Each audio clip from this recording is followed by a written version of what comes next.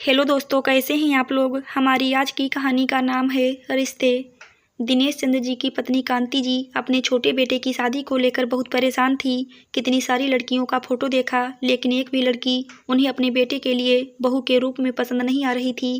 कांति जी ने अपने छोटे भाई से भी अपने भांजे की शादी के लिए लड़की देखने के लिए बोला हुआ था। तभी कांति जी के भाई रोहन का फोन आया। दीदी, मैं आज शाम को रिश्ते की बात के लिए किसी को लेकर आ रहा हूँ। कांति जी ने अपने भाई से कहा, रोहन, अचानक से तुम पहले कम से कम बता तो देते, घर साफ सुथरा कर देती।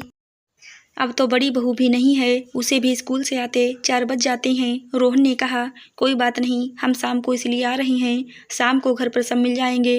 रोहन के फोन रखते ही कांति जी ने अपनी बड़ी बहू को फोन मिलाया और कहा, बहू, हो सके तो आज जल्दी आना, सचिन के रिश्ते की बात करने के लिए लड़की वाले आ रहे हैं। बड़ी बहू रिंकी ने कहा, ठीक है माँ जी, कोशिश करूंगी जल्दी आ जाऊं। शाम होती ही रोहन ने लड़की के पिताजी को लेकर आ गया। बातचीत हुई, सबने लड़की की फोटो देखी और पहली नज़र में ही सबको लड़की पसंद आ गई। अगले सप्ताह संडे को लड़की देखने के लिए लड़की के घर पर जाने के लिए 3 बजे टाइम फिक्स हो गया था। शाम के 8 बजे दुकान बंद करके कांति जी के पति दिनेश चंद्र और बेटा सचिन जैसे ही घर आए, कांति जी ने सबसे पहले अपने पति को फोटो दिखाया। वैसे तो फोटो व्हाट्सएप पर दिनेश चंद्र जी को और अपने बेटे सचिन को भी भेज दिया था।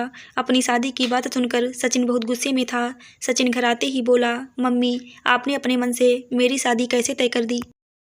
क्या आपने मुझसे एक बार भी पूछने की जहमत नहीं उठाई और सीधे लड़की देखी और शादी फिक्स कर दी? और तो और लड़की देखने के लिए हाँ कर दी। एक बार भी पूछ लिया होता कि मुझे लड़की पसंद है या नहीं। तभी सचिन के पिताजी दिनेश चंद्र बोले, बेटा, इसमें तुमसे क्या पूछना? क्या हम तुम्हारे लिए गलत लड़की ढूंढेंगे? अगर गलत लड़की से ही शादी करना होता तो अब तक कब का कर चुके होते। तुम्हारी माँ ने तुम्हें पता नहीं है कितनी सारी लड़कियों के फोटो देखने के बाद इस लड़की को पसंद किया है। सचिन ने साफ साफ कह दिया कि मुझे शादी नहीं करनी है और अपने कमरे में चला गया। सचिन जब अपने कमरे में चला गया तब सचिन की भाभी रिंकी कमरे में गई और बोली, सचिन, क्या बात है? इतनी अच्छी तो लड़की है, तुम क्यों मना कर रहे हो शादी करने से? सचिन ने अपनी भाभी से कहा, मैं एक लड़की से प्यार करता हूँ और मैं उसी से शादी करना चाहता हूँ। रिंकी ने कहा, देवर जी, अगर ऐसी बात थी तो पहले बता देना चाहिए था ना। माँ जी कब से परेशान थी आपकी शादी करने के लिए, कहाँ कहाँ नहीं लड़की देखी। सचिन ने कहा, अगर कोई मुझसे पूछे तब तो बताऊंगा ना, क्या मैं अपने आप से कहूँ कि मैं शादी करने जा रहा हूँ? रिंकी ने जाकर अपनी सास से कहा कि सचिन किसी लड़की से प्यार करता है और वह उसी से शादी करना चाहता है। कांति जी यह सुनकर बहुत गुस्सा हुई। जब उसने लड़की पहले से ही पसंद कर लिया था तो मुझे बता देता, लेकिन मैं जब तक लड़की नहीं देखूंगी मैं शादी नहीं होने दूंगी। अगर उसे अपने पसंद से करना है तो कहीं जाकर कर ले। सचिन ने वीडियो कॉलिंग कर अपनी गर्लफ्रेंड मोनी से अपने घर वालों की बात कराई। सचिन के घर वालों को मोनी पसंद आ गई। फोन काटने के बाद सचिन की माँ ने कहा, देखो भाई, ठीक है, तुमने लड़की तो पसंद कर ली है, हम शादी भी करने के लिए तैयार हैं, लेकिन बिना दहेज के नहीं करेंगे। इसमें तुम कुछ भी नहीं बोलोगे। सचिन चुपचाप था।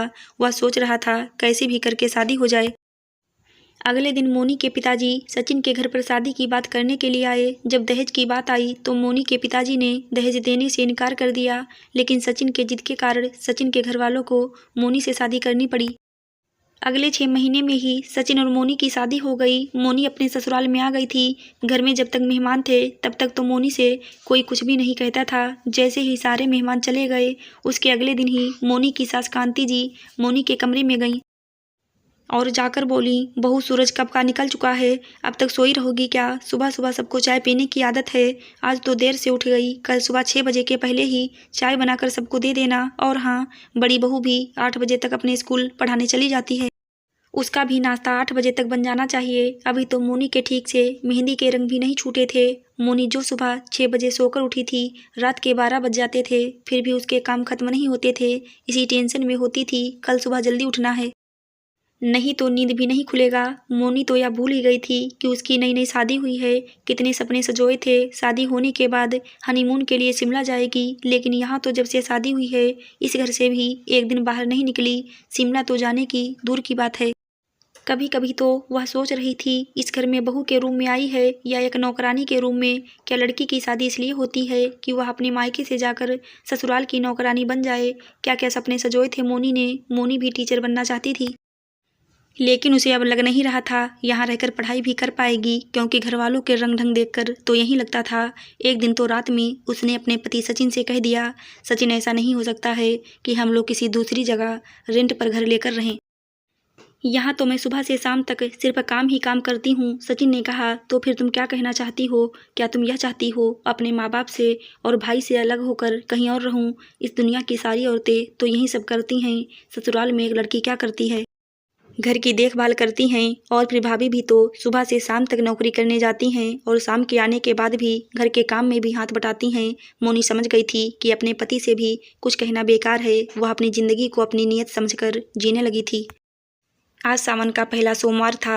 मोनी ने व्रत रखा हुआ था। सुबह सुबह तो सबको नाश्ता कराकर थोड़ी देर आराम कर लेती हूँ, फिर लंच बनाऊंगी। अभी मोनी बिस्तर पर लेटी ही थी, तभी मोनी की सास की आवाज़ आई, बहू 2 कप चाय लेकर आना, मेरी सहेली देवकी आई है। और हाँ, वह बेकरी वाली बिस्कुट भी लेकर आना। मोनी ने सुबह से कुछ खाया नहीं था। पूरे शरीर में थकान हो गया था और सिर में भी दर्द से उसका हाल और भी बुरा हो गया था। लेकिन इस घर में मोनी का दुख दर्द कोई समझने वाला नहीं था। मोनी जैसे ही चाय लेकर अपनी सासू माँ के कमरे में पहुंची, मोनी की सास किसी मंदिर के घंटे की तरह जोर जोर से बजने लगी। तुम्हारे मायके वाले ने कौन सा मेरा घर भर दिया है जो रानी की तरह अपने रूम में जाकर आराम फरमा रही होती है? बड़ी बहू को देख, एक तो इतना ज़्यादा दहेज भी लेकर आई है और नौकरी भी करने जाती है। महीने के आखिर में आधे तनख्वाह का पैसा मुझे दे जाती है। बहू हो तो बड़की बहू जैसी। शादी से पहले तुमने कहा था कि मास्टर डिग्री लिया है। तुम्हारे मास्टर डिग्री का क्या फ़ायदा जब 1 रुपये कमा ही नहीं रहे हो? इतना सुनकर मोनी की आंखों से आंसू टपक करके ज़मीन पर गिरने लगे। रूंधे हुए गले से बस इतना ही कह पाई, माँ जी आज सावन का प्रथम सोमवार था, इसलिए मैंने व्रत रखा हुआ था। सिर में दर्द हो रहा था, इसलिए थोड़ा आराम करने चली गई थी। मोनी के कमरे से बाहर जाते ही कांति जी की सहेली ने कहा, आजकल की बहुओं का यही हाल है, बहानेबाजी करती रहती हैं, घर का कोई काम ना करना पड़े। एक हमारा ज़माना था, सास को एक बार भी टोकने का मौका नहीं देते थे और आजकल की बहुएं झट से जवाब दे देती हैं। आज मोनी के आत्मसम्मान को ठेस पहुंचा था। उसने मन में सोच लिया था, अब बहुत हो गया, अब वह भी जॉब करेगी। आखिर उसने भी तो इतनी पढ़ाई की थी। आज मेरी जेठानी जॉब करने जाती हैं तो उनको घर में सब इज्जत से बात करते हैं। शाम होते ही मोनी की जेठानी जैसे ही स्कूल से घर आती थी, मोनी तुरंत पानी और चाय बनाकर देती थी। आज मोनी की जेठानी घर पर आ गई, लेकिन मोनी ना पानी और ना ही चाय देने आई। मोनी की जेठानी को जब उसकी देवरानी मोनी कहीं दिखाई नहीं दी तो वह उसके कमरे के अंदर चली गई। अंदर गई तो देखी मोनी अपने बेड पर सोई हुई थी और रो रही थी। मोनी की जेठानी ने मोनी को अपनी गोद में लेकर कहा, क्या हो गया बहन, क्यों रो रही हो? मोनी ने दोपहर की सारी बातें अपनी जेठानी से बता दी कि आप तो जानती हैं भाभी कि मैं पूरे दिन काम करती हूँ, फिर भी सासू माँ ताने मारती रहती हैं। मोनी की जेठानी ने कहा, अरे पगली, तू सासू माँ की बातों का बुरा मान गई, वह तो ऐसी ही हैं। मैं भी जब नई नई शादी करके आई थी तो मेरे साथ भी ऐसा ही हो रहा था, लेकिन उसके बाद मेरी नौकरी लग गई और फिर घर में मुझे टाइम ही कहाँ रहता है कि मैं रहूं। मैं तो कहती हूँ तुम भी नौकरी कर लो। मेरे स्कूल में ही एक टीचर का पद खाली है, तनख्वाह तो ज़्यादा नहीं दे पाएंगे, लेकिन तुम कहो तो बात करूँ। मोनी ने एक पल में ही हाँ कह दिया, क्योंकि अब वह आत्मसम्मान से जीना चाहती थी। मोनी की जेठानी ने उसी समय प्रिंसिपल को फ़ोन लगाकर बताया कि मेरी देवरानी है, आप बोलो तो कल इंटरव्यू के लिए साथ ही लेकर आ जाऊँ। स्कूल के प्रिंसिपल ने हाँ में जवाब दिया।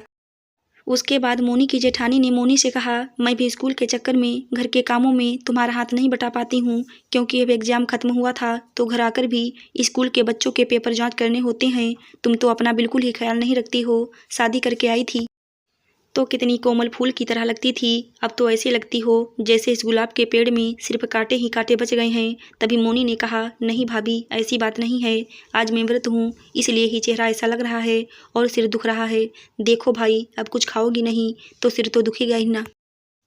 चलो अब जल्दी से बाहर चलो, मैं तुम्हारे लिए एक अच्छी सी गर्मा गर्म चाय बना कर ला रही हूँ और फिर हम दोनों मिलकर पियेंगे, साथ में सासू माँ को भी पिलाएंगे। फिर देखना तुम्हारा सिर दर्द कैसे चुटकियों में गायब हो जाता है। शादी के बाद आज पहली बार मोनी को ऐसा लग रहा था जैसे उसके जले हुए घाव पर किसी ने मरहम लगा दिया हो। अगले दिन मोनी इंटरव्यू देने गई और स्कूल में उसका सिलेक्शन हो गया। फिर क्या था, उसके बाद वह भी अपनी जेठानी के साथ स्कूल जाने लगी। मोनी की जेठानी और मोनी दोनों मिलकर सुबह सुबह जल्दी जल्दी घर वालों के लिए नाश्ता बनाते और फिर एक साथ ही स्कूल चले जाते। अब दोनों देवरानी जेठानी मिलकर साथ रहने लगीं। मोनी को भी जितनी तनख्वाह मिलता था उसमें से आधे पैसे अपनी सास को दे देती थी। अब उसकी सास भी मोनी से सही से बात करती थी। आशा करती हूँ दोस्तों आपको हमारी कहानी ज़रूर अच्छी लगी होगी। धन्यवाद।